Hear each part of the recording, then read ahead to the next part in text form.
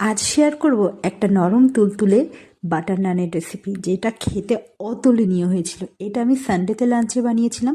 তো সেটা বানানোর জন্য প্রথমে আমি দুধের ভিতরে ইস্ট, একটু লবণ ও চিনি মিশিয়ে রেখেছিলাম। তারপর ইস্ট অ্যাক্টিভেট হয়ে গেলে আমি 1.5 কাপ ময়দাতে সেই ইস্ট মেশানো দুধটা দিয়ে ময়দাটা ভালো করে মেখে নিয়েছিলাম। ও লাস্টে তাতে একটু সাদা তেল দিয়ে সেটাকে কিছুক্ষণের জন্য আমি ঢাকা দিয়ে রেস্টে রেখে দিয়েছিলাম। ততক্ষণে এই ডোটা ফুলে একদম ডবল হয়ে গিয়েছিল। এরপর সেই ডোটা দিয়ে মোট আমার 4টে মতো নান হয়েছিল।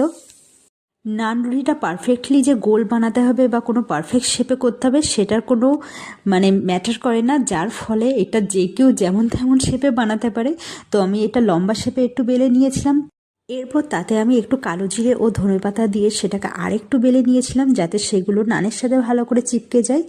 এরপর আমি নানের পিছনে কিছুটা পরিমাণ জল লাগিয়ে দিয়েছিলাম ও যেই প্যানে সেটাকে আমি সেঁকবো সেটাতে হালকা একটু বাটার লাগিয়ে দিয়েছিলাম ও নানটা দেওয়ার পর ঢেকে দিয়েছিলাম। এরপর যখন নানটা এরকম ফুলে ফুলে উঠবে তখন আমি সেই পাত্রটাকে উল্টিয়ে দেবো গ্যাসের ওপরে, যাতে একটু পোড়া পোড়া ও ওপর দিকটাও ভালো মতো সেঁকে যায়।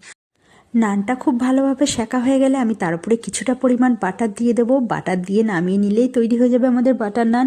এটা যে খেতে কী স্বাদের হয়েছিল, আমি প্রথমবারের জন্য বানিয়েছিলাম, তবুও বলবো 10-এ যদি রেট দেওয়া হয় তাহলে এটা 10-এ 8.5 ডিজার্ভ করে। তো দেখা হচ্ছে নেক্সট ভিডিওতে। টাটা।